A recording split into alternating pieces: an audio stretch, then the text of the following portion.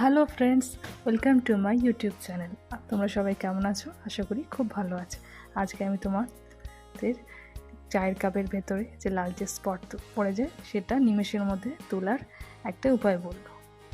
তোমরা দেখো, এই হলো সেই উপায়। দেখুন, এই অল্প নুন দিয়ে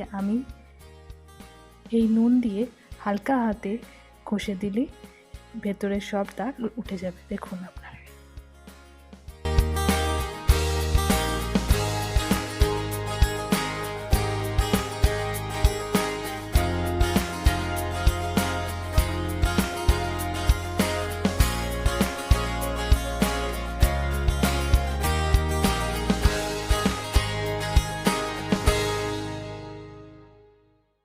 তারপর নর্মাল জলে ভালো করে ধুয়ে ফেলতে হবে।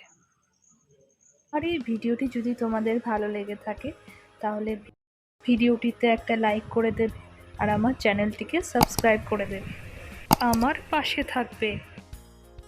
দেখো বন্ধুরা, কাপটা পুরো নতুনের মতো হয়ে গেছে।